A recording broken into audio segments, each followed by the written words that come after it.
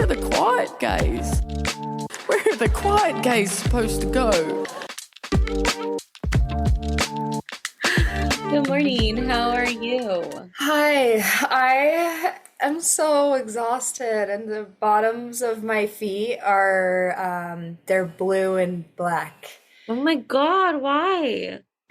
because the last 2 days I've been in heels for 12 hours a day, and yesterday I started my morning with a breakup scene for a few hours, and then I went to a scene that's partial, like, dip and kiss to stunt for several hours, and then I danced for 6 hours, all Oh, in my heels. And so my feet are completely trashed, and tomorrow I will go dance for 6 more hours in my heels. dude, no. You need to like put your feet up or like go to one of those pressure point massage places, but I feel like that will just hurt. I can't walk on the bottom of my feet. I've been walking on the sides of my feet. Oh my God. Okay, put your feet up a wall for like an hour and then Yeah, it's spa so bath bad. them or something. Oh my God, I'm so sorry. But it's worth it because the movie looks so awesome. Like, my reel is gonna go crazy. Oh my God. Shout out the Instagram for the movie so that we can all follow it. Yeah, if you guys want to go watch the movie that I'm in, and I'm also producing it, it is called Morton Meets the Eye. It's a comedic musical. It's super campy and hilarious. I play a pop star in it. It's like this world's version of Taylor Swift, Sabrina Carpenter. Um, and the Instagram is MMTE the movie. So go follow. It's so fun. I've been following it. I followed it like the second you posted it because I was like, oh my gosh, your outfits are insane. They're so the costume designer on this went crazy. Her Your name's makeup Luce. Shout out looks Luce. okay, your makeup looks so good. Oh my gosh. Yes. Okay. My makeup and hair artist, her name is Cher. And shout out Cher because everyone keeps asking me if my hair is real because it Yeah. is so good. Your the second you popped on, I was like, your hair looks so shiny and nice. Like, what are you Yeah. doing? Yeah. Yesterday, I had 2 days worth of product in my hair, and every time I touched it, my hands were so sticky. Yeah. And it took so long to shower yesterday because I had so much like wax and hairspray and everything, and my hair was insane, but it looks really cool. Yeah. When is Yeah. it supposed when's the movie supposed to come out? Do you know? I don't know when it'll come out, but we will finish. Actually, well, by the time that you guys hear this, we'll have been done filming. Okay. Um, but at the time of this recording, we are officially halfway done recording. Okay. This is my day off, and we've been recording for 6 days, and we have 6 more days. Okay. Okay. If Yeah. anybody says that actors don't work hard, they have never met one. Because Haley, Yeah. God. And you're pretty. Yeah. And I'm producing. Yeah, it's been super exhausting, but I am just so excited about it. Like, it's such a special thing to be a part of. And the director, it's a really cute story, you guys. The director brought this film to life because his father-in-law's dream his whole life was to be in a musical.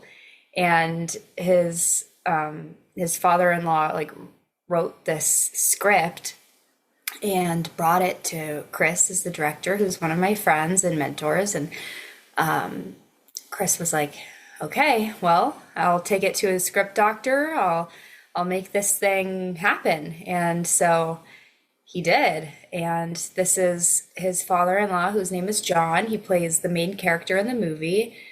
It's his acting debut, and he's so good in it. Like, really, he's phenomenal.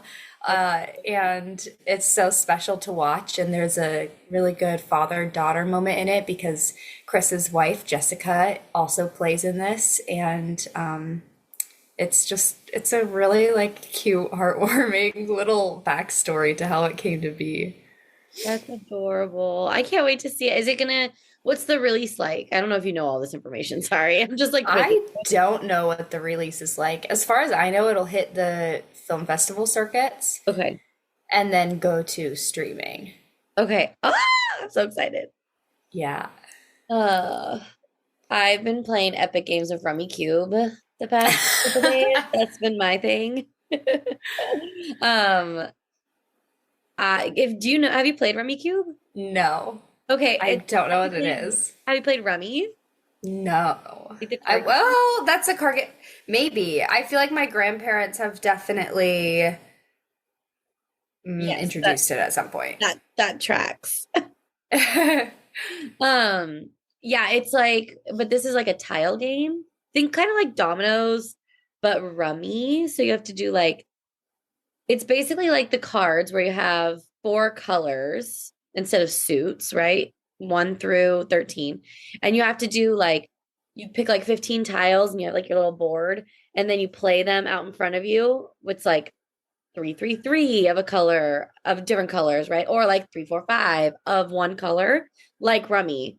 But you can reorganize the board like when you put stuff out. Like so you can like crazy do this board. And my girlfriend is more competitive than me, which is crazy because I'm a Capricorn. And if anyone knows me, like there was a point where like, no, my family wouldn't play games with me. So the thing is, I forget how I arranged the board, how it started. So then I'll like rearrange everything and it like won't work. And I'll be like, I don't remember how to put this back. And it's like a huge problem. You'll have to come over and play. But now I started taking pictures of the board before I go so that I can just like put the board back. Anyway, it's not as exciting as your movie shoot, but I've been having a really good time with it. And we're playing like best of 7. So we'll play like whoever wins the best. I'm 0 for 2 out of the 2 games. But these games take like an hour and a half because one person's turn could take like 20 minutes because you have to figure out the board. It's a whole thing. Wow. So it's very involved. Yes. And the thing is, whoever wins like banks like a favor. And it could be, or like, you know what I mean? Not a favor, but like, yeah, kind of like a favor, I guess. So it's funny because at the end, you're like, okay, I'm going to cash in my Rummy Cube favor. You have to like, you know, do dishes or whatever. I'm scared. There's stakes involved. There's high stakes. And it can be anything and you like have to do it. So basically you're the housekeeper now. I mean, I have been though for the past while. It was like Christmas for me the other day because I ordered all of these meal prepping glass containers. So I got like 10 glass containers that are like the snap-on lids that are like 1 compartment. And I got 10 other glass ones that are 2 compartments.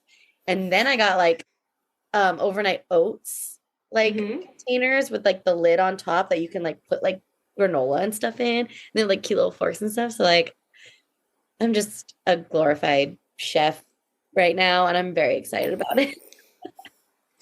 I was like, this is what I want, is just kitchen items. Awesome. Anyway, that's the update of our lives at the moment. Okay, so this book that we're doing, welcome everyone to Lesbian Book Club podcast. We just covered Pride or Die by oh God, I don't have the book in front of me. CL Montblanc. We just covered Pride or Die, written by CL Montblanc, and I have to say, I actually loved this book. It was like a very, like you could take it to the beach and like read it, or take it on vacation as like your vacation book and read it, and like literally don't need to like, you can put your mind on hold while you read it. I felt like. What did you think? What did you think of the book? Yeah, no, I see what you're saying. I think that the story is really good. I think full disclosure, because I've been filming, I am 9/10 of the way done with it, and I still don't know who the killer is. That This was the best is, part. yeah. No, I mean, like the fact that I like no, because I said that too. I was finishing the book on a car ride, and I was like, I have 15 pages left, and I still don't know who did it. Like I couldn't. I was like, it has to be a character we know Right. because you can't just throw in a random character Yeah. to then say they did it. It has to be someone we know, which it is. Um, and I was like, I actually love that I don't know who it is all the way up until the end. Yeah, that's I think a strong point because it's I think it is a common downfall of mystery books to give it away far too soon. Yeah. Um, and this book definitely does not do that. Like, I genuinely have no clue who it is. I was I, shocked. oh, you were. Yeah. Okay. I It was can't wait really to out of find left out. field. It was out of left field. Okay, so the way Oh we're my gonna do this is God. we're gonna cover the book, and at the end, I'm gonna tell Haylie once we get there who did it. Yeah, okay. And this is we have advanced reader copies, so you guys can go get this book on April 15th is when it comes out. So if you are excited about this, here's a synopsis. Ooh, I hit my microphone. Sorry, everyone. Here's a synopsis. This is a let me read you exactly what the publisher says about it, okay? Perfect. All right. It's kind of hard to graduate high school when you're the prime suspect in an attempted murder investigation. 17-year-old Eleanor Finkel just wants to finish her senior year and get the hell out of Texas. But when her club meeting inconveniently coincides with an attack on the school's head cheerleader, she and her friends find themselves in the hot seat. In order to clear their names and ensure the survival of their club for future queer teens, they'll have to track down the real culprit themselves. But Eleonora is far from a professional detective. She's riddled with anxiety, annoyingly attracted to the case's cute victim, and her trusty crochet hook feels insufficient for fighting off a murderer. Can this ragtag group of unlikely sleuths find their way out of an entire freaking murder mystery before one of them is next? So that is the concept. And I think that the audience of this is okay. I was confused. I want to hear your thoughts. I think that the audience of this, just like the way it's written, is probably younger. Yeah. Like sixth, seventh grade, maybe. I think that's kind of like who the writing style is aimed for. But then also there's a lot of like curse words and a little bit of like sex. Yeah. Not like smut, but No, just definitely that our main character like walks in on somebody. Right. So it's not graphic by any means at all. So I don't know if I'm not a parent, but you are. So I don't know if you have any insights on that. Yeah, so for me, I think the audience is probably a little bit older just because of the length of the book, right? So I would that say too. probably like end of middle school, early high school till even like probably seniors in high school. Like that's where I would aim it. However, I would probably let my sixth grader read this book. Like my oldest is going to be going into sixth grade next year. I think she would love to read this book. Do I think she has the attention span to do it? No. That's what makes me think that it's like a little bit older because this book is like 300 pages. Yeah. But like I said, for us as adults, like it was an easy read. I think I read like 100 pages at a time, just like whipping through it. So, but again, like even as an adult, I was like, this is a fun, like little story. Like I was thoroughly entertained through it. Yeah. You know what I mean? Yeah. I think the other reason that I was thinking younger audience is that the author like really walks you through exactly what our main character is feeling and thinking all the time. Yeah. And in books aimed for an older audience, like the author kind of lets you figure that out. Like just assumes that you'll get there on your own. Yeah. And with a younger audience, like they might need a little help getting there, a little like, oh, this is how they're gonna feel in reaction to this. And so that was another another thing that I was like, okay, maybe this is a younger audience. Yeah. But yeah, that I would love to know who the author intended it for. The oh my God, the story just like it moves along really well the whole Yeah. time. Yeah. Yeah. I loved it too because I feel like this could be like a really cute like series on like one season series on Netflix or something, or like even a little movie, because like I felt like there were like really cute stages, especially like bookending with like meeting at the diner, because they would like meet at this little diner. I like there was like really good like plot points throughout. And I Hmm. was like, this would be such a cute little like attempted murder mystery series, like 4-part series or something, you know? Um, but yeah, let's get into it. We have four main characters in the book, which would be Eleonora, which can I just say I love that name.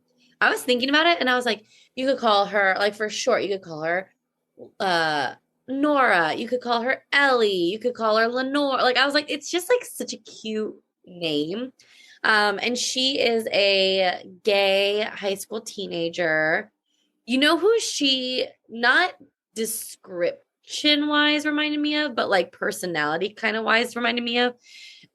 In Bottoms, the character who had like short, shaggy hair, whose mom was banging the football player. Uh-huh. I kind of felt like their personalities were similar, but it seemed like Eleonora was much more femme than the character in Bottoms, which I thought Hmm. was an interesting take to make Eleonora more feminine in the book.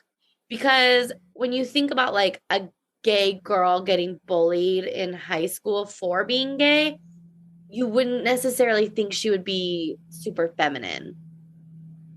What do you I think about kind that? of pictured her as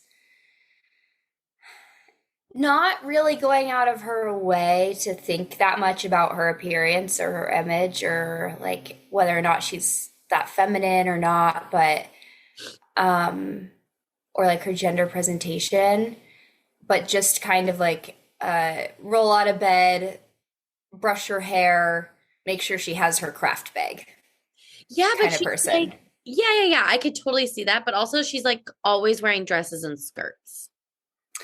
That's true. So She that's why is. I was like, oh, that's interesting. You know, Hmm. and I think we talked about it with Margaret from our Craze author, who's has Hmm. a new book coming out, which I'm very excited about. Maybe we'll talk about that at the end. Um, but talking about how in media representation right now, like people are scared to have like more mask presenting lesbian characters as the main character. That was kind of like ringing in my mind because I was like, oh, if it is a younger audience, it is easier to make a lesbian woman present more closer to her gender identity, like very feminine, right?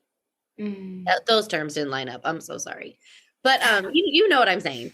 You know, so and especially because our other like God, I should know these words. She's not the protagonist, but uh Kenley Stevens, our attempted murder victim, is also very feminine, right? So I don't know. I thought it was interesting. But anyway, sorry to jump off point there. That's our first main character is Eleonora, and she has her little LGBTQ club that she runs at her high school. And in it are Noah and his name's not Trevor. That's my Tyler. Tyler. So in it are Noah, Tyler, and Celine. So Tyler goes with they, them pronouns. And then we have Noah, who is trans, who has a twin sister, who is also Kenley Stevens' best friend in the book. And then Salim, who I think is just the cutest character in this whole book. I think he's just adorable. He's like kind of a popular boy, kind of like that cool guy who really can get away with just being nice to everyone and nobody cares, even that he's part of the LGBTQ club. Like, even though the other ones are getting like relentlessly bullied, or so they thought. Like, I just thought Salim's character was so cute. What did you think of our four main characters that we have? Yeah, I love them. I think that a big strong point of this book is how distinct they all are. Yeah. They don't fade into each other, which could have been like such an easy trap too. And that's not what happened at all.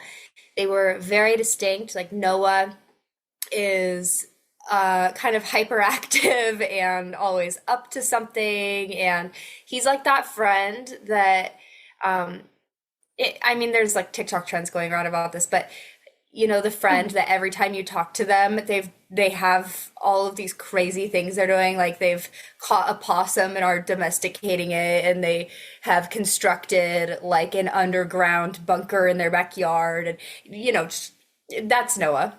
Yes. Or like the one friend, speaking of TikTok trends, the emergency contact trend. Uh-huh. This is my emergency like Talia would make that about Noah for sure. I'd be like, this is my Yeah. emergency contact. And it would be him like out with like a lasso trying to catch a possum. Yeah, absolutely.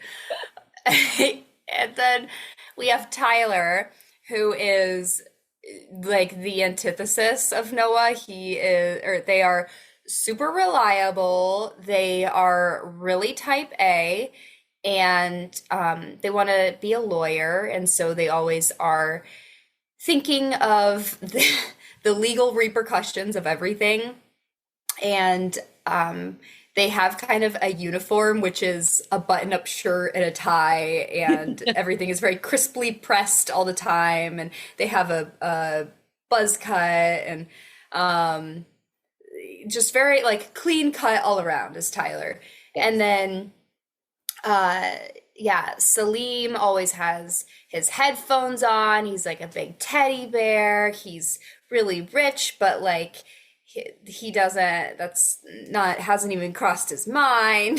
You Yeah. know, he's just a big sweetie. And then Eleonora is riddled with complexes. Yes. And I wanted to talk about that for sure. Cause I was like feeling bad for her throughout like, I was like, I don't know if this is like, not that it's not good representation, but she's always like so hard on herself and being like, I'm useless and I'm letting everyone down. And I was just like, I understand that that's a very common feeling as a teenage girl.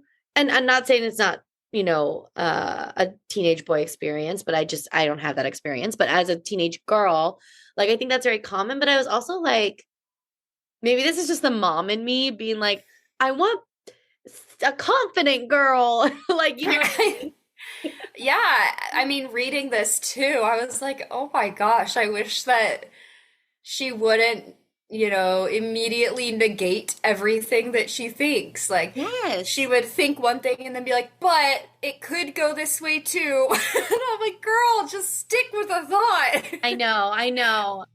Yeah, because like I said, like I would let my sixth grader read this, but at the same time, I was like, but I'd want to read it with her to be like, do you see her thinking pattern here? Like, you don't have to think like that.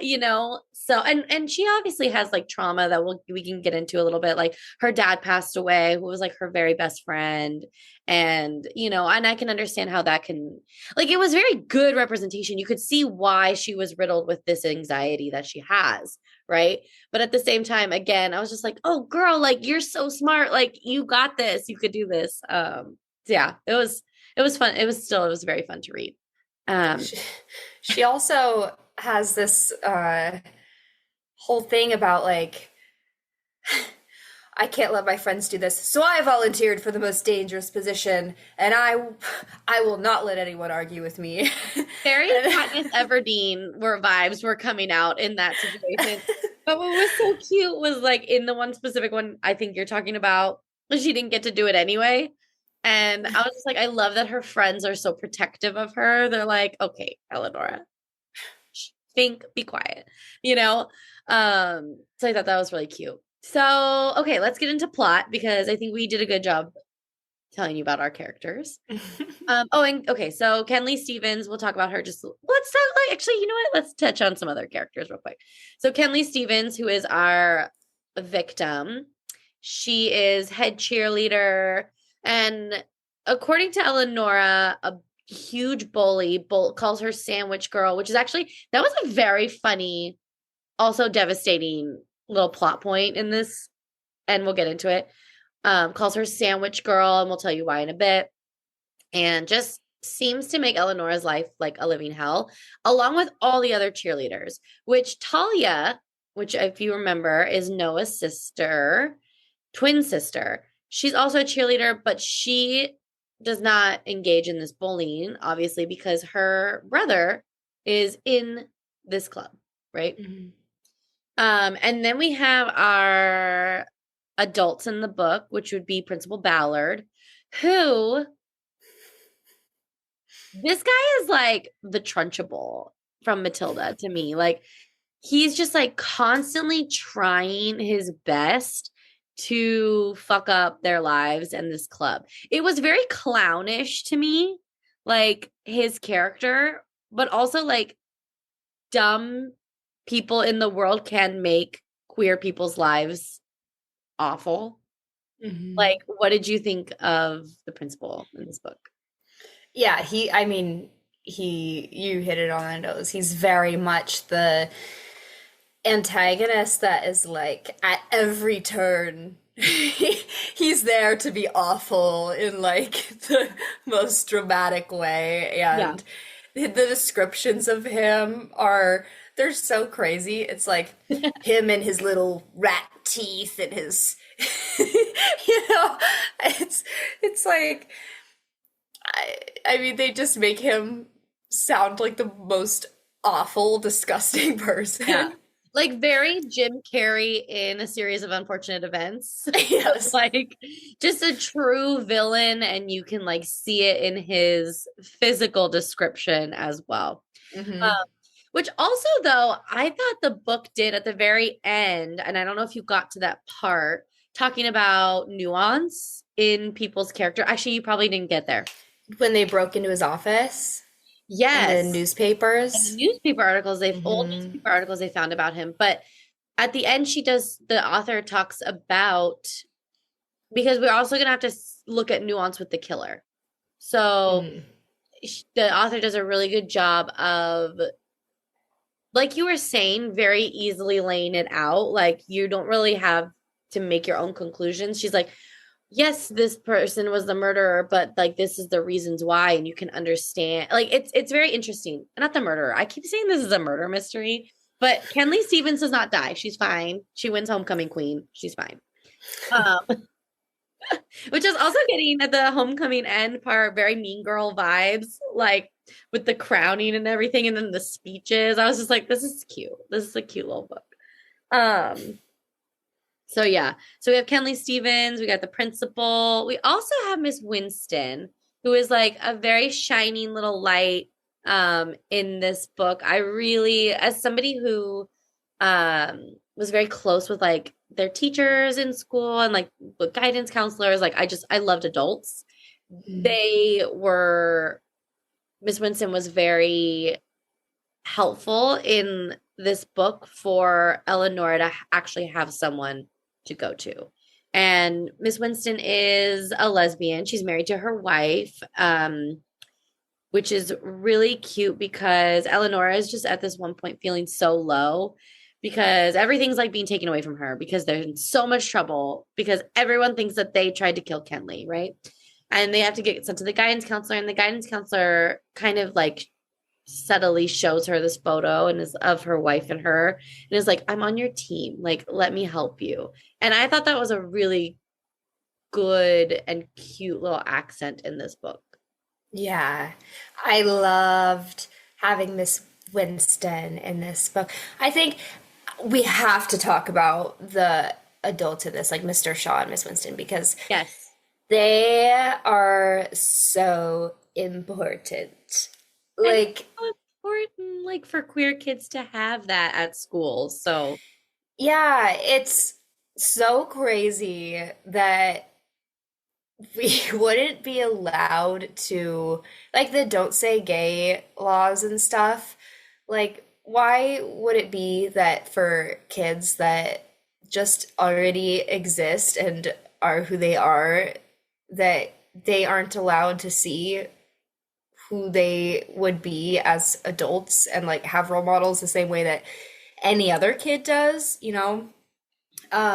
It's not like gay adults are like showing them gay porn or something. They're Right. just existing as normal human beings. Yeah. It's like it's just I don't honestly, it's just a crazy Yeah.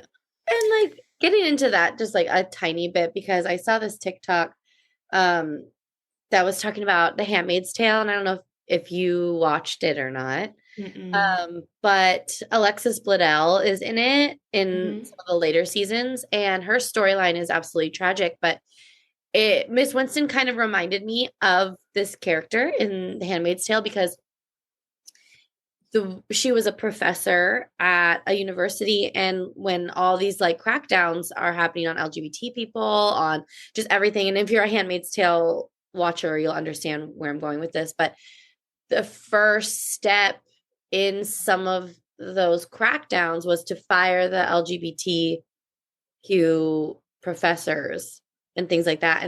And Alexis Bledel's character was hiding it, but somebody, one of her students, saw on her own phone a picture of her wife and her son and reported her and got her fired. Right. And it Miss Winston's character reminded me of that because she's just existing, and she showed a student a picture of her and her wife to give her like solidarity and comfort of like, look, like everything's good. But again, like that's why I think some of these books are just so important in today's climate, like having this in the book and thinking about how this book would be banned in some states Mhm. right now just because of it. You know, just those tie-ins for me, like, yeah, we're reading fiction and we come on here and we talk about, you know, just like this cute, fun read, but at the same time, there's real stakes Yeah. behind literature and what it represents. So I Yeah. love Miss Winston. I hope she's doing well. Um, okay, but let's get into the plot because I'm excited. It's such a fun read. I keep saying that because I really did just enjoy it. And I didn't even listen to it on audio. Like you said, we had the advanced reader copy. I had to open the book. I had to sit down and not do something while I listened to it. So that was a fun experience for me. Yeah. Shaking it up. Just a little bit. Okay, so the book opens with our assault on Kenley Stevens. Tyler and Noah and Kenley are in their history classroom, which, of course, because I don't know about you, but my history teacher that I remember was very opening and welcome and would have been like, yeah, use my classroom. This is so funny because all the history teachers in my town were like football teacher or football coaches. Those ones And should not be allowed to teach history. I mean, it was always like if you wanted to be a football coach, you would just go get like a history degree so you could go coach football. That's hilarious. My AP history teacher is now like on the city council board. Like, um, yeah, so they're in there and they hear a scream from the hallway and they run out, and Kenley Stevens is unconscious, has a gash on her head, bleeding everywhere, and Eleanor runs over and scoops her up and is like brushing the hair from her face. They're trying to call 911, but she can't get her phone. It's so funny, and then it splashes into the blood, and you know, Tyler and Noah are in the hall watching, and Salim was on his way. And so now he's in the hall. And it's just like this very chaotic scene. And then, of course, everyone comes out of the pep rally and sees Eleonora smack dab with a broken Kenley Stevens, high school cheerleader. And everyone's like, they did it. And that's where our book starts. And one of them is holding a hammer Mm-hmm. because they were trying to hang up posters to cover the faces of all of these like old men presidents in the history room during their LGBTQ club meeting. Yes. So it just looks bad. really bad, which is so funny because I feel like this is exactly what would happen to me in this situation. I'd be like, God, I would be stressing because there's 1.2 later on in the book where Eleonora is like, the police still have my hammer. What if a hair got on it? Like, that would Yeah. be my anxiety too. Be like, I don't know how a hair would get on, like how a Kenley Stevens hair would get on my hammer, but there would be one, and I just know it. Like, This is like, I'm gonna sound so crazy right now, but I have OCD, and sometimes I'm like, what if I hit someone with my car and killed them and I don't remember? yeah, I fucking do God, that I have too. to drive back everywhere I've been in the last 5 days and find if somehow I ran someone over and I don't remember it. My brain Like, wiped it to protect me. yeah, exactly. It's everyone I listening is gonna be understand. like, what? I understand, Haley. I really do.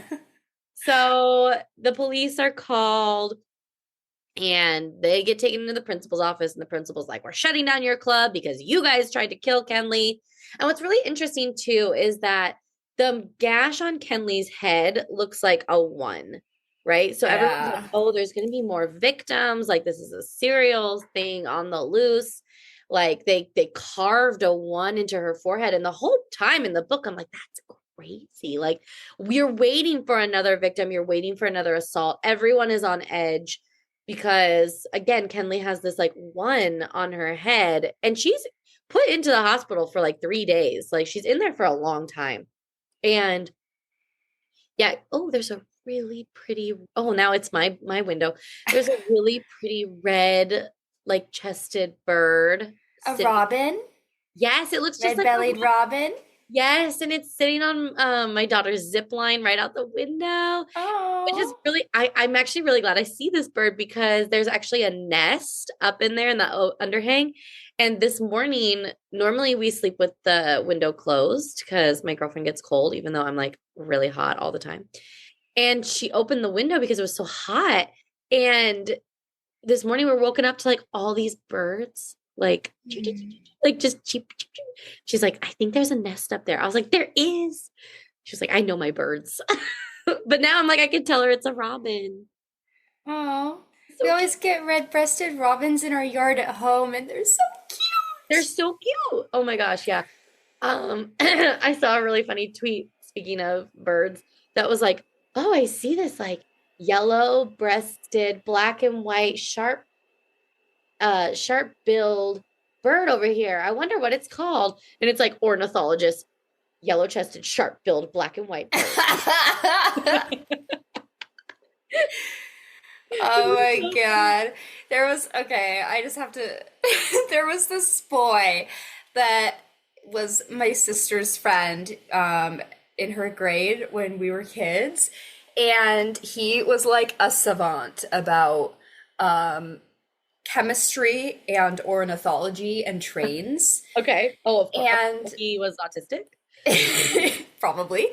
And I say that in the most loving way. yeah, I have yeah. people on the spectrum in my family. Like, they're the most wonderful people. Yeah, and he like starting from age 5, he could recite the periodic table, he could tell you everything about trains, and he also like could square up against any professional ornithologist in the world, I swear to God.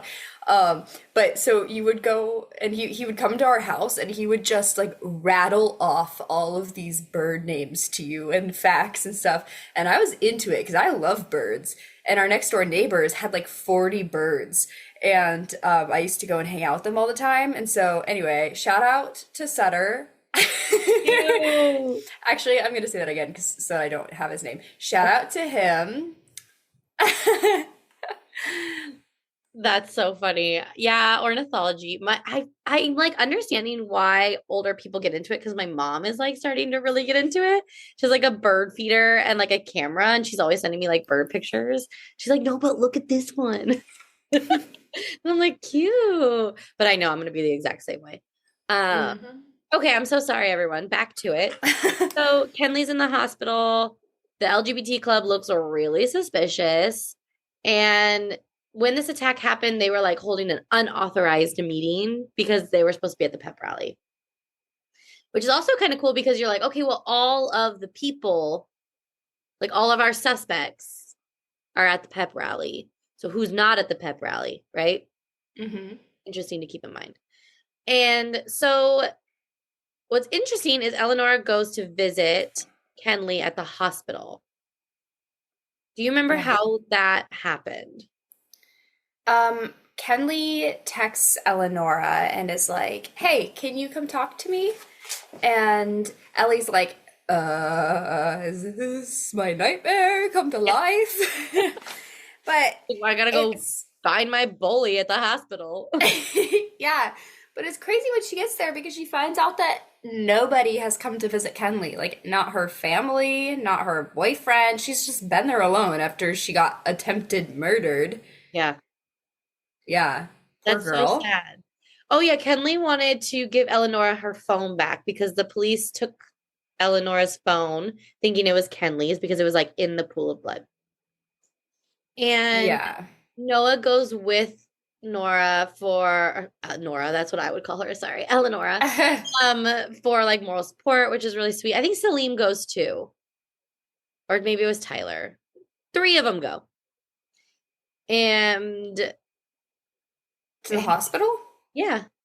Because remember they left Noah's there and Tyler goes to the bathroom. I think it's Tyler. And then they're like leave. I thought it was Salim though. Anyway, it doesn't yeah, and then they like find him on the way out when they're leaving. Okay.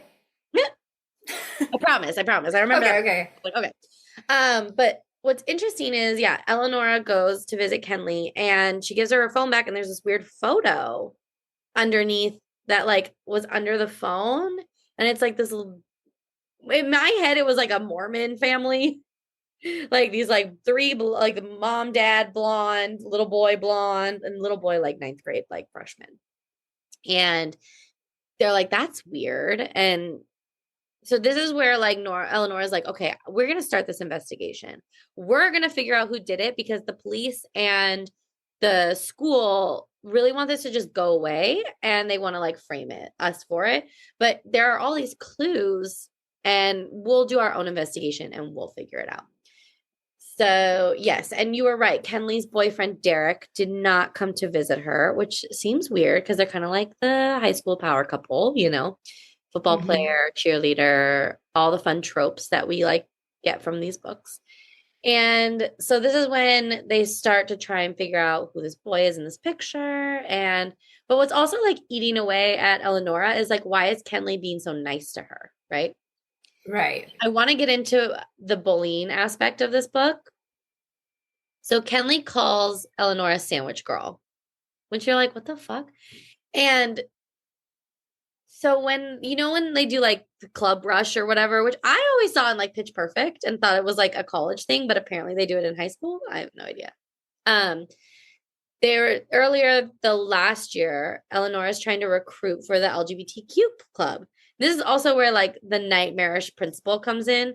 So he has to like approve the clubs and whatever. And he changed the name from LGBT club to BLT club, like the Hmm. sandwich. And Hmm. everyone's like signing up and they're all excited. And then they find out it's the LGBTQ club. And everyone's now mad because they're like, oh, you guys are groomers. You're trying to trick us into getting into your club. And like, so stupid. But that is how Kenley Stevens comes up with the name Sandwich Girl or Eleonora. Yes. Which also, like, leave it to high schoolers to all be really excited to sign up for a club about I sandwiches. know. I was like, that's actually really accurate. Like, are we going to have them all the time? Is that the club for them? Yeah. Um, yeah, and Ellie is also really sad about this because there were people who actually wanted to join the club for real, and now they're scared off because they're getting bullied and ridiculed, and so now they go deep into the closet to never be associated with the LGBTQ club. Yes. Um, and I think, that's like a valid thing that probably is super real. Um, But yeah, this book is based in Texas in a small, like conservative town. So where it's already hard to exist outside of the norm. And so yeah, there's this like cute little freshman pink-haired girl is what they call her, who like wanted to join knowing it was the LGBT club, and then they get bullied and now like won't even doesn't even want to be associated, which is so sad because she was like, I was looking for my community, you know? Mm-hmm.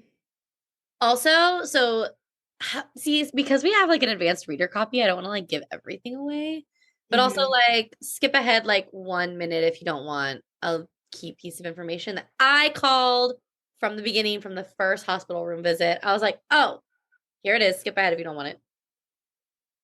Kenley Stevens is so gay. Like, Yeah. I was like, she is flirting. Like, Eleanor is not picking up on it at all.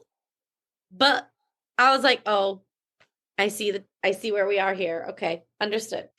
And I think it becomes very evident, don't you think? Yeah, I think that this was like the part that was obvious and that was probably intentional. Yeah. But I thought it was cute, and I thought it was a very reasonable way to explain the perceived bullying Mm-hmm. from somebody who wasn't trying to do it, but also didn't have the emotional intelligence or communication skills to make sure the other person understood what was actually happening. Yeah, both of these characters, I Yeah. think, are just lacking in some social cues and intelligence. Like, there's, I think, just the way that their two social circles work is just Yes. different. Like, the way that Kenley and her friends communicate is not the same as the way that Ellie and her friends communicate. And also, like, the way that Ellie was raised with her mom, everything, her mom's a therapist. All of the communication is very direct and very much like, oh, well, why are you feeling this way? Why Yeah. did they act this way? They must have been feeling this way because they did that thing. Like, it's not a teasing, anything that's teasing is like super, super light or like Benign. Yes. Yeah. yeah. Um, and I mean, Sandwich Girl is too, but Not in the context of how it exactly. became. Like it is bullying. Like objectively, I can't even say objectively in this actually. Like to Eleanor, it is going to come across that way. Because she doesn't, first of all, she doesn't know Kenley like that. Mhm. And because the way that it was born was like kind of traumatic for her. Very dramatic, yes. Yeah. But Kenley did not pick up on that. No. And High school cheerleader girl, like you can't blame her. yeah, and to her, she was trying to get in with Ellie. She was trying to like give her a sign that she was, like, oh hey, I'm gonna like tease you a little bit because that means that I'm trying to be friends with you. Yeah. Like I And thought it was like our inside joke. And exactly. Eleonora's like, did you not see me and my reaction every day to this name? Yeah, like they were just completely not on the same wavelength by any means at all. And yeah, I think that this is like the way that I feel like I've seen this very clearly in my own high school. And I don't know if this is universal, but just the way that, like, okay, the cool popular group, whatever, they communicate one way and everything is like kind of facetious and they're playing and everything's just like cool, nothing bugs me. And then there's maybe the kind of outcasty, less cool group, and it's not that way. It's very much like, oh yeah, that made me upset. Let's, The more emotionally intelligent, mature, yeah. who aren't going to be cool in the, sphere of high school. Yeah. Yeah, so it's just like not gonna the one is like on this level, one is on this level, and they're just ships sailing through the night, missing each other. Um, so it was like doomed from the start, I think, and it wasn't going to click with them until they actually had a conversation about it, which they do. But until then, Ellie was going to perceive Kenley as a bully, and Kenley was going to continue being confused. Yeah, exactly. Okay. So then we hop to Noah's house, which is like the party house. And it's just like no parental supervision. This is where they're going to hold their first meeting of their like little detective club now. And so it's Tyler, Salim, Noah, and Eleonora. And Talia is there, but she's like in her room because she's like a moody teenager. And they start like trying to go over the clues. They have this whiteboard that they bring out and they start like again that like meme that's like with the from Breaking Bad, I think it is. I forget where it's from, but with all the red dots and everything on the board, they're like trying to figure out who did this and how they can like get more clues because they really don't have any faith in the police that they are going to look hard into this investigation when they already have such prime suspects. Yeah, and the police like really aren't doing their job at all. They are completely biased and are very willing to just pin it on the LGBTQ club and not really investigate, which is kind of like why we end up in messes in the first place, right? Like people in power let hate and bias and money exploit them and not do their jobs, but that's what happens here. Yeah. I did think there was a really funny part though. So Officer Jane is like a female cop and the line that was hilarious to me in the book was like Eleonora was like, "Did anybody else not see how hot she was?" And it made me think of that FBI agent in the Gabby Petito doc that everyone's losing their mind over. Oh, she's so hot. What is it right now with lesbian cops? Everyone is like writing about them or doing a docu series. Like it was the funniest thing. But I love that Eleonora was like, "Guys, did you see how hot she was? Even though she's not doing her job." It was so funny. I was just like, this is hilarious. But yeah, did you watch the Gabby Petito documentary? No, I just only saw people thirsting on this cop on TikTok. The thing about her too is she's really empathetic. Like she's like a masked lesbian woman with a wife and everything that everyone's found already, of course. But she at the end is like, "My job's so important. There's more victims out there." And she's like almost crying. And so I think it's like, you know, also I found out that there's like people that like date cops because of like the uniform. Oh, totally people are into uniforms. Yeah. Yeah. Do you want to know what they're called within the like thing? Within the cop community? They're called What? badge bunnies. They hop from like cop to cop. It's like a jersey chaser, but Yes, exactly. yeah. That's so funny. Okay. Anyway, back to it. Yeah, the kids are being interviewed by the police, which I am told is not legal. No, you have to have yeah. Like no parental consent, no lawyer, nothing, just Yeah. like what you doing, kids? Like Mhm. so yeah, they have this meeting and it's like the day after the same day that Kenley is attacked. And there's going to be a party at Noah's that night because again, it's the party house. And they're like, "Oh, perfect. Like all of our suspects are going to be in one room. Us and they're like kind of like the nerdy outcasts. We're going to interview people during the party." And Talia's like, "Yeah, go for it. Do it. I'll help you." Yeah. Well, and also the way that Talia agrees to this is she's like, "You guys have to buy alcohol for the party." And they agree. they go buy the alcohol, but like I was reading this and I'm How like, do you oh my even God, do this? you This was guys such a are, funny scene. I was literally like, you guys are so annoying because they were so dramatic about this. They literally made it like a four-person heist This in would be order. me. This would be me underage trying to buy alcohol, being like, they're gonna know. They're gonna know. I wouldn't be able to do it. I couldn't even sneak out of the house as a kid. Like, just send in Salim, who looks college age, with his fake ID.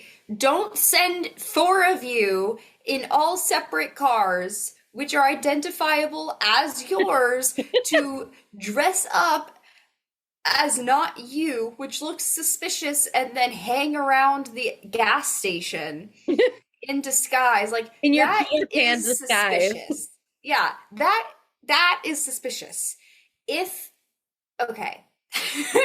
If Ellie hadn't been in the gas station, like, at all, then I feel like there wouldn't have been this run-in with Ballard in the first place, and Salim could have, like, just bought his alcohol and I got don't out. know.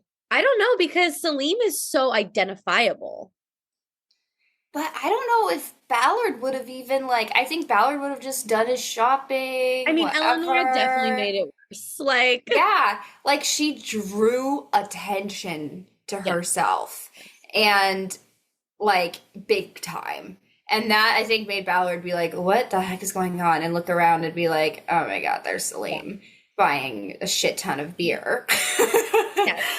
And Eleonora, to like draw the attention, ends up like spilling hot coffee all over his pants His and like, crotch. yeah, his crotch. Yes, let's be more specific. And like has to like run out. Salim runs out. It's just like this whole, it's such a funny, kooky little scene. And this was when I Yeah. was like, this would be a funny movie. This would be cute. Like, I love it. So they get back to the house, they have the party, and one of their main suspects right now is Derek Handel, which is Kenley Stevens' boyfriend.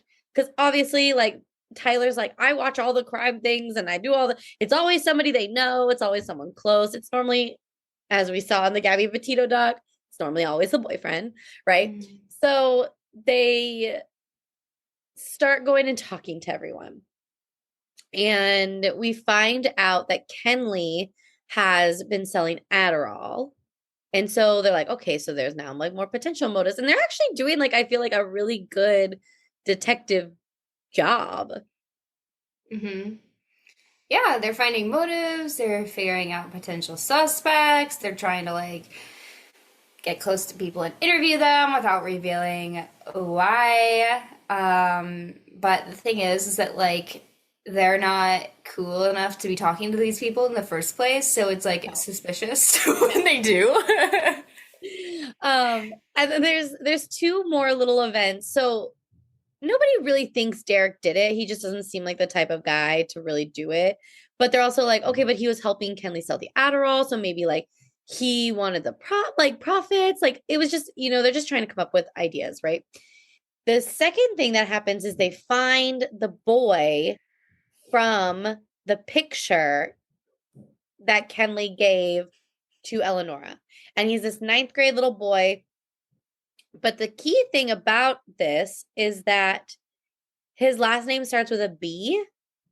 And apparently in the high school, and we find this out a little bit more throughout the book, but it starts here. The high school does the lockers by last name. So it's not like a pick your locker situation, which is like what I had, but it's all by last name. So then we're like, okay, so it fell out of his locker. Got it. But his last name's B, and Kenley said that she was by her locker. But Kenley's last name is Stevens, so her locker is going to be all the way on the other end of the school. So why was Kenley there, and why is she lying? Okay, so now we have that question to answer. The third thing that happens, you want to tell them what the third thing? They go. Noah and Ellie are walking back into the rooms because Noah gets like absolutely trashed. And they open Talia's door and she is going to pound town with Derek Handel, who is Kenley's boyfriend, and Talia and Kenley are besties. So that's awkward. And also, Talia has a boyfriend, Josh, who's one of Noah's good friends. So all around, bad news. And Noah has forgotten this by morning because he was blackout drunk. But So now it's a secret between yeah. Talia and Eleonora. Mm-hmm. And we also find out too, once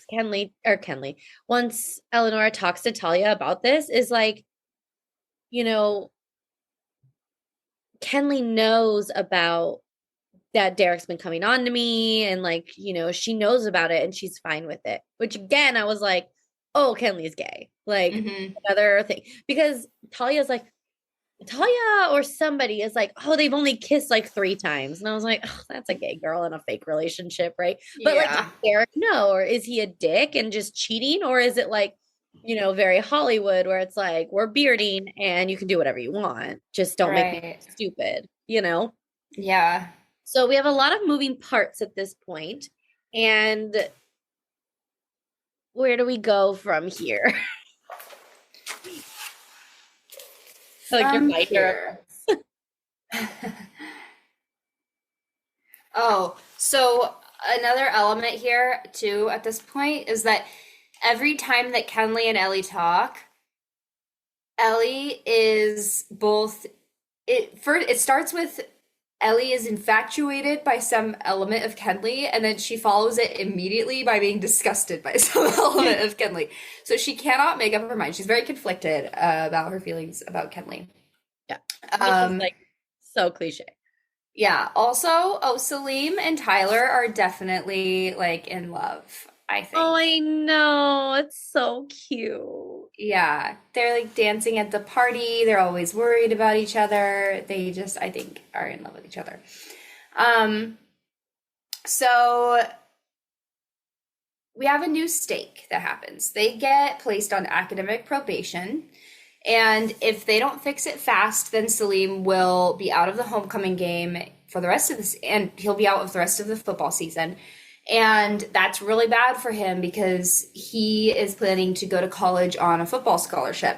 Right. And then it's also not good for Tyler because he's going to go be in a like future Lawyers of America program. And Noah didn't really have any plans for college, but his family has like no money and he was going to go be an artist. And also like Ellie has been working to get scholarships. Basically, these are all like very driven kids minus Noah. And they're, this is like a huge thing for them. Like they probably have never even had detention. Yeah, it impacts their entire future. And again, this is just another caricature of how awful this principal is. And have you seen Moxie? Yes, I think that so. principal, who I love that actress, I forget her name right now, but like just constantly trying, like actually putting an effort to stifle these kids' futures, right? Mm-hmm. And always siding with the cool kid or the popular kid or whatever is just the easiest. And oh, it's so frustrating. So yes, they're put on academic probation again, and this is where our guidance counselor, Miss Winston, comes in and is just like kind of a very like a breath of fresh air of like, okay, finally these kids have someone on their side, you know? And she's like, she even tells Eleonora, she's like, I know that this investigation is bullshit. Like, I know that he's coming for you. Like, I'm with you. I see it. I know you guys didn't do it. I'm here for you. Right? Yeah. And then, so now though, things are getting really, the stakes are high. And they come up with this plan to break into the school security room, which is crazy because I was so confused because at the very beginning, they talk about how there's security cameras. And I was like, well, why don't we just look at the cameras? This would be so simple. I don't understand why there's all this speculation when we have like CCTV. Like, I don't get it. Right. Mm-hmm. But so that's exactly what the kids are thinking. They're like, let's just go look at the cameras. And at this point, they've also recruited Kenley. She's out of the hospital, but she's not back at school. And Kenley is like a computer science nerd, which I was like, cute. That's so cute.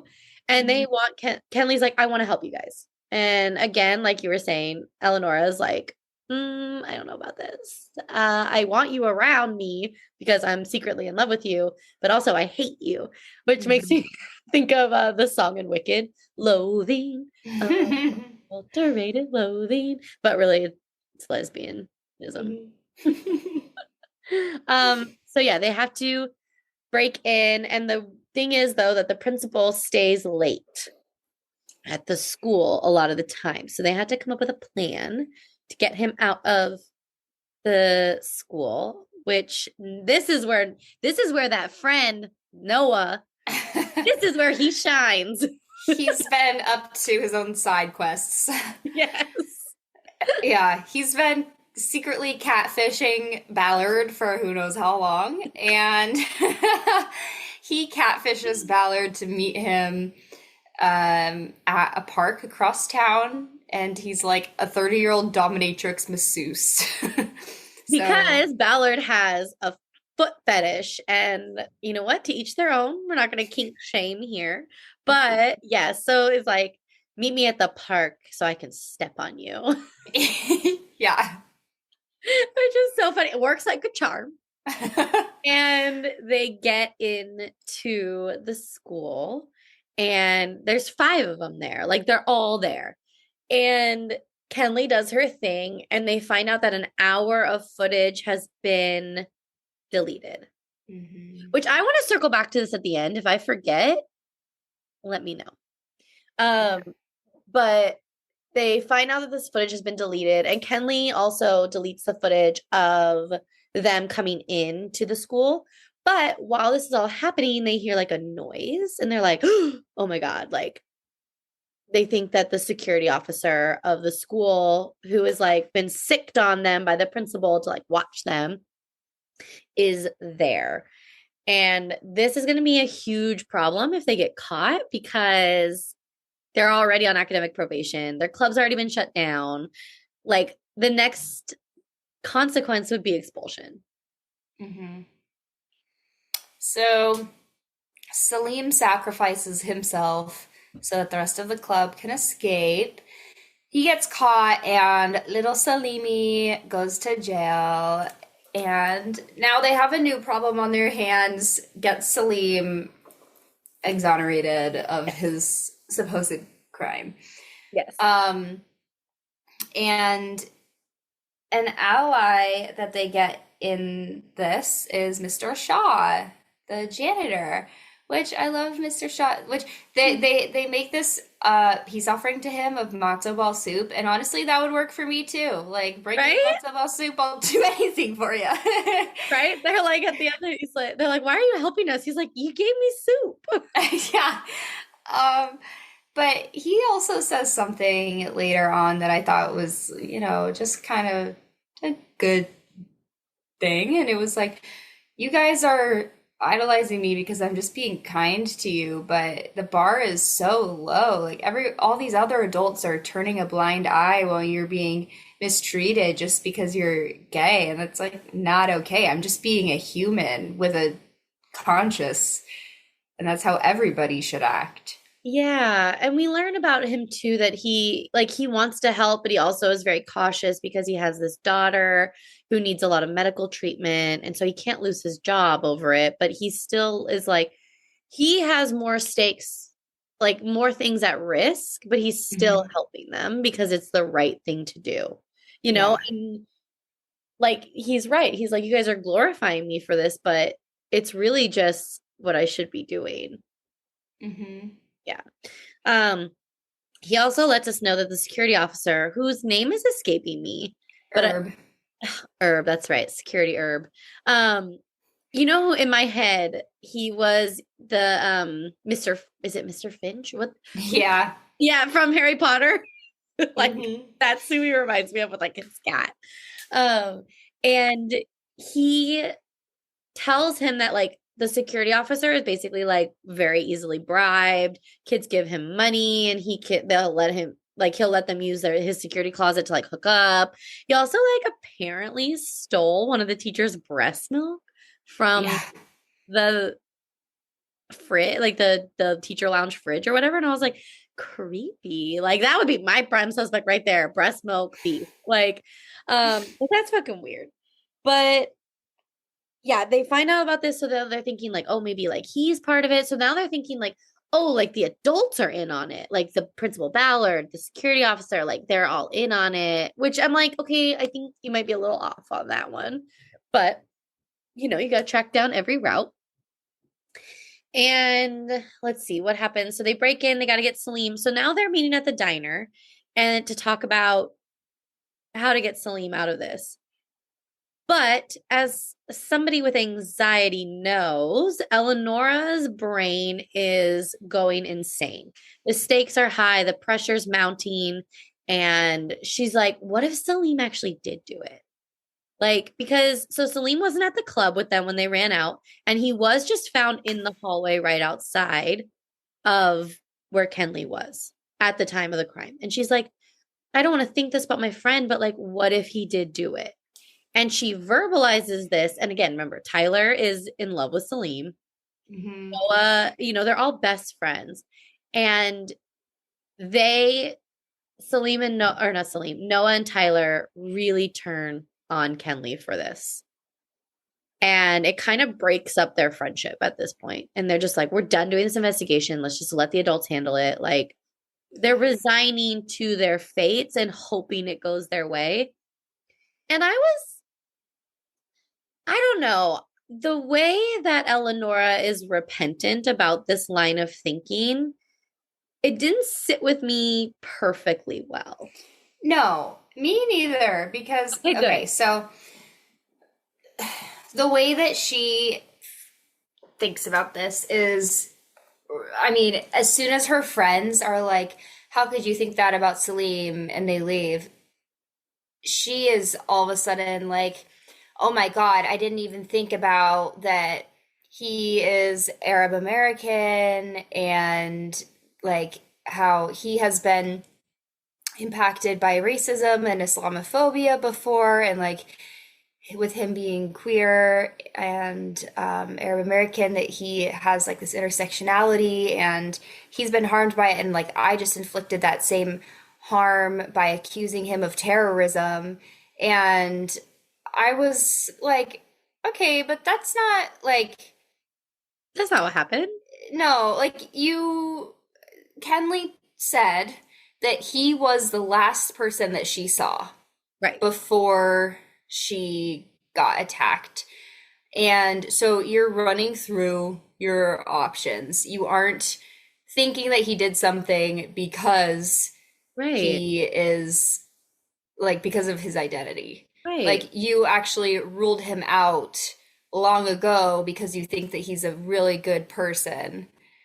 And now because you've exhausted your options, like you have to bring everybody back to the table. Right. So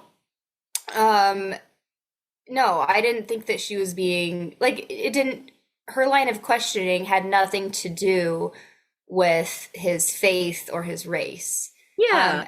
Had she been like, oh, well, maybe because of his race he did this, or maybe because of his faith he did this, then yeah, that would have been Islamophobic or racist. But she didn't, so it wasn't that. So yeah, that didn't make sense. Yeah, and I don't even think Noah and Tyler took that into account. I think they were just pissed because they're like, how could you think this about our friend? Exactly. And that's part of her complex, is that she like thinks the worst of herself all the time. Yeah. Which is really hard to read as like an adult woman, because I feel like for me, I'll speak for myself, right? Like I understand that thought process. Like I had that as a kid, as a young adult. Like I understand that thought process, but now it's like looking at like a bird's eye view, speaking of birds, like it's like, it's not like that. That's not true. That's not real, So that was hard. It was hard to read that thought process, because you're just like looking at it like, no, like little baby, like stop, Yeah. And like I see the point in that you have to be very careful when making accusations, especially against somebody who is affected by like intersectionality and stuff. But um, the fact that she wasn't like willy-nilly making an accusation and that this was after exhausting her options. Yeah. So, Yeah. So that was, yeah, again, that was tough because I was just like, you're not doing anything wrong in trying to figure this out. Like, you're good. Um, okay, so now Eleonora is on her own and she just I don't know, they're all still being accused by faculty of doing this. They think, actually I don't know where we're going at this point. Where um, okay, so almost to homecoming. Oh, okay. So there's two things here that there's two clues we need to talk about. One, they found in the janitor's closet or they found a note somewhere that had these numbers on it and then said, "You owe me big time." And they're like, "Okay, that's fucking weird." And then this new note comes that basically says like, "At homecoming, gays beware, we're going to get you next," or something like that. yeah. And that's crazy because the principal accuses the queer kids of writing that note. Mm-hmm. As a prank. As a prank. And Noah's hilarious because he's like, first of all, why would we do that? Like, second of all, I don't have the emotional or the intelligent capacity to do whatever double psychology twist you think we're doing. Okay, how about you just protect us? And the principal is just like, nah, you guys wrote it. That's it. Like, and so they are like, well, we have to go to homecoming because, like, what if we could find the attacker, And I was like, oh my God, you guys are dumb. I would stay home. But anyway, they do go to homecoming. And they have this whole plan of what they're going to do. They're going to wait till after the homecoming, and then Eleonora is going to break off and hopefully lure the killer out. But their plans get messed up because Kenley shows up at homecoming. Yes, and she's very Evelyn Hugo in her green dress. Yeah, she has on this strapless green dress and she takes Ellie's breath away. Oh, which I forgot during the like security scene when Kedley helps. I thought this was really cute how Ellie's breath was just taken away by Kenley being lit up in the dark by the computer screens because that's so real. You know how when it's the dark and some sort of light is just like casting light over somebody and it makes them look so beautiful, like in front of a campfire or a movie screen or whatever. Or even if it's like really dark out and it's like the red light like glow from the light. Yeah. That's so real. Like I feel you, Ellie. Like I get it. Yeah. Okay, but real quick before homecoming, we have this like this conversation between Ellie and Kenley in Ellie's car. Oh yeah. And two things happen in this. So Kenley confides in Ellie, like, I didn't know that you thought I was bullying you. They have this big conversation. She was like, I was just trying to get close to you. And she ends up coming out to Ellie and being like, I am gay, or I don't know what I am, but like, I'm not straight. I was trying to join the club and everything got messed up. And I was trying to like be lighthearted. She was trying in the only way she knew how to rectify what happened at the club situation. It just wasn't going well. No. So yeah, and they like Eleanor like wipes her tears from her cheek, like very cute, like cliche things are happening.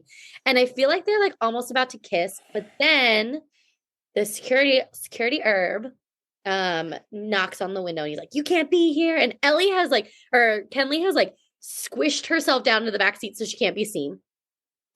And the thing about this is really cool because Eleonora is able to talk to the security officer and be like, you need to exonerate Salim. Like, we have this, we know you stole the breast milk. Like, because of course the janitor told them, gave them that information. And I feel like Haylie really has something to say right now. I think it was Ellie's best scene. Like, Yeah. She was the most confident. It read really well. Like, she blackmailed the fuck out of this dude. Yeah. And it was like, way to go, girl. It was very good. But Kenley and Ellie's little moment got interrupted. Okay. Yeah. So let's talk about Homecoming because this is like our climax of the book. This is where we're gonna find out what's happened. Who's nominated? We got Talia, Kenley, and this other girl who's like a high achiever girl. 3 girls. Then we have Josh Carter and Derek, which is the boyfriend, but also the cheater. And I forget. Oh, and Salim. But Salim is not allowed to go to Homecoming because he's in, well, like he was in jail. He's on like house arrest. I don't know. He's not supposed to be there. We missed the smoke bomb. Oh shit. That's fine. That's not that important. We didn't do anything crazy new. Oh, except for they snuck into the well, you know what? When we talk about Principal Ballard, we can We'll go back. Okay. We can be like, oh, they found in his office that it's honestly not that important except to talk about nuance because he's still a piece of shit. But okay, so everything comes out into the open during Homecoming, during the crowning, because Derek ends up winning when like it was very clear that he wasn't supposed to win. And this is when Kenley or Ellie and Kenley, like they all put everything together. Because and again, Kenley wasn't being super truthful about a lot of things. Which is why I wanted to circle back to her breaking into the security office. Okay. So should I break this down now about what happened? Yeah. Okay. So here again, we had the advanced reader copy. So if you plan on reading this book and you've listened up until this point, maybe stop if you want to not have the big reveal. Okay. So this is what happened. Kenley was playing lookout for Derek because he was sneaking in to the principal's office. And the reason he's not on any of the security cameras is because they did wipe it. But he was also using the air ducts to get in. And while he was in there, what was he trying to do in there? I forget. Was he trying to get the Adderall bag? Trying to get her lost Adderall. He was trying to get her lost Adderall back because she left it and someone turned it in. And while he was in there, though, he fucked with the homecoming votes and made him and Kenley win, which pissed Talia off during the homecoming thing. And she's starting to freak out, right? Also, they're cheating. Talia and Derek are cheating, okay? So, you want to know who the killer, who the attempted murderer is? Go ahead. Okay. It's Talia. I kind of Okay. had a hunch. Okay. Okay, but here's why. So what ended up happening is that little Mormon 9th grade boy was paid off by Talia. She hid in his locker. She hid in the locker. She was in the locker right by Kenley and opened the door and smacked Kenley right in the head and then went back in the locker. Yeah, that was the crazy part. And her motive was like, because she also thought, so remember, Talia is Noah's twin sister. And she has been listening to them complain about how their lives are being made hell by Kenley this entire time. So she's like trying to stick up for her brother and this group by taking Kenley out. I don't think she was trying to kill her. I really don't think this is like an actual attempted murder. But yeah, so that's the motive behind it. And I think she could have gotten away with it. had she not actually confessed. She could have just been like, no, that wasn't the deal, right? But now Noah is like having all these conflicting feelings at homecoming, and Kenley's crying because like she's like, you're supposed to be my best friend, and you know, it's just like, oh, what are you gonna say? No. I'm just like, oh my God. Yeah. And the police end up taking her off, but they also out Principal Ballard too, because they're like, if you go look at the security cameras from about 20 minutes ago, you will see him trying to frame us for this with the note, because the note of like gays beware, the one that he was like, oh, it's a prank, he wrote it. He wrote the note and was like telling who he thought was Miss Winston about it, but it was really Ellie and Kenley in Miss Winston's office, because Miss Winston stayed home. She took the threat very seriously about gays beware and stayed home, but she let them go into her office. I forget why. There was a reason. And yeah, so Talia is actually like taken away. She's like crying. It is really sad. And that's why I wanted to talk about like the nuance of it, is like the motive. I thought it was really sad too, because she targeted Kenley, and Kenley wasn't even the one who was purposely making their lives hell. Not to say like, you know, again, we talk about impact and intent all the time on here, but and we did see the thing that caught me off guard about the ending was like, I felt bad that Talia resorted to violence, because she was already doing so well in using her position of power as like a cheerleader to stand up for the group. And we saw that in a scene earlier in the book, where she catches her cheerleader friends calling them like the groomer club, and she steps in herself and is like, how dare you do that? Like, she very much uses her voice to do that. So yeah, the one on Kenley's forehead, it was from the side of the locker. Like, it wasn't a carving of a one like a serial killer. It just happened to look like a one. And I was like, that's a good explanation, because I was confused about that the entire book, you know? So anyway, Talia is the culprit at the end of the book. Wow. Yeah. That makes sense. I know. And again, like she's talking about nuance, and let's talk about Derek and Principal Ballard. So everyone, it would make sense for Derek to have been the one to do this, but she's okay.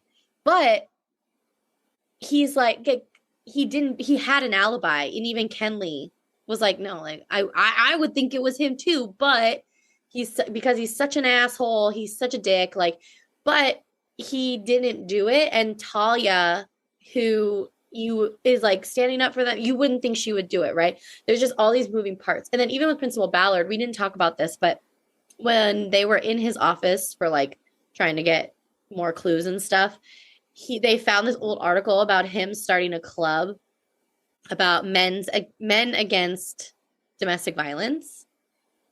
So they're like, oh, maybe he is a good guy, but just because his intentions of something he did a long time ago don't excuse him from his shitty behavior now, right? And that's why, like, because Eleanora was kind of conflicted on whether she wanted to turn him in, because she's like, oh, like, he does stand up for women, but also he's like a homophobic piece of shit, right? And so she does like end up turning him into the cops, and he's also taken away at the end of the book, as he should be, because that's crazy. And hopefully, oh yeah, and he does get fired, and Miss Winston becomes the principal. I thought she tied up the loose ends really well. At the very end, she's also talking about how Miss Winston's talking to Eleanora about something, because, you know, Eleanora realizes that Miss Winston's upset about something.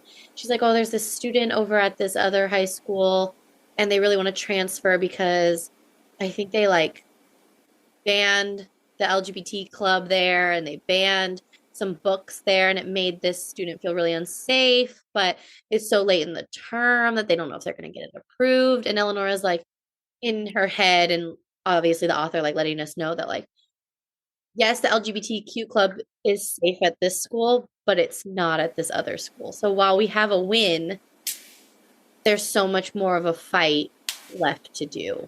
You know, and I thought that was a really good way to leave off the book, because sometimes I feel like we're like, oh, we're so triumphant, and then it's like, oh, but also we're not done yet, you know? So Yeah. yeah, it was I really enjoyed the book. I liked the twists and turns, and I did like, maybe it's just we've been reading such heavy things and like such intellectually dense things that this book I was like, I actually really enjoyed having everything spelled out for me. I liked not having to think about what everyone was thinking. Oh, I had a quote that I highlighted back in the book that I just don't want to end without talking about because I thought that it was just so poignant and well done. But it was about Salim. Let me find it. Oh, here it is. It says, Salim was kind of lucky that everyone could squint their eyes and love a blurry version of him like it's the real thing. I was like, oh my gosh. That's something that, I don't know, I feel like a lot of feminine queer women get away with a lot is we can be interpreted as straight, like we can pass as completely straight when like we're in uncomfortable situations and not get treated any differently. But there are obviously people who present and are just more obviously not like gender conforming, and they may in some spaces have a harder time like getting acceptance and just treatment of like a regular human being. And that's not only for the queer community, but also like that goes for race too, of in America, like the standard being white. And if you aren't, then in some spaces you may get treated poorly for not being white. And anyway, I thought that was really well said, that like if you just squint a little bit, then oh, Salim looks completely like quote unquote normal. Right. And Ellie's feeling like, oh, how lucky he is, because the rest of us in this club will never be interpreted as that. Like we'll always be other. Yeah. Which like broke my heart for her. And like while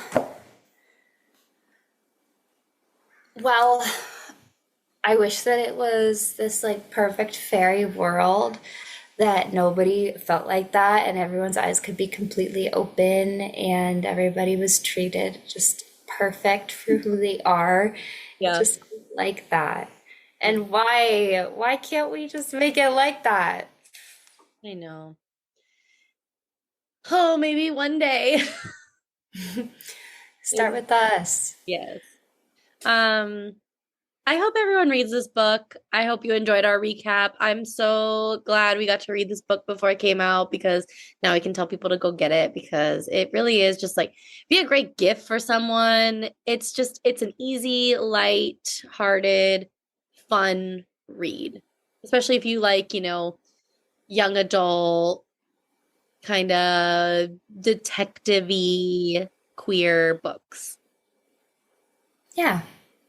And when we have our next read, we'll tell you what it is, because we don't know yet, I don't think. Or do we? We do, but I haven't told you. Oh, okay. Tell me. And I have to get this book. I'll do it. Well, I'll tell you later. Remember when you gave me this book? I was like, shit, I should have brought you the other one. Oh yeah. My bad. I'll send it. I'll just send it to you in the mail, probably, or if I'm out and about. So anyway, yes, we do have our next book because we got sent it like 2 months ago, and we're supposed to do it. Oh, okay. Let's do it. You do know about it. You've just forgotten. Oh, okay. And we have a little mini episode coming out soon, which I'm very excited about. It's actually a little snippet of a conversation we had with Rena and Ella from the Christmas Pick. And that's going to be coming out maybe in 2 weeks or so when we have a little bit more information to share. I'm very excited about that. But yeah, I hope you guys enjoyed this book as much as we did. And we'll be in your ears next week. Thanks for joining us. We love you. Bye, guys. Bye.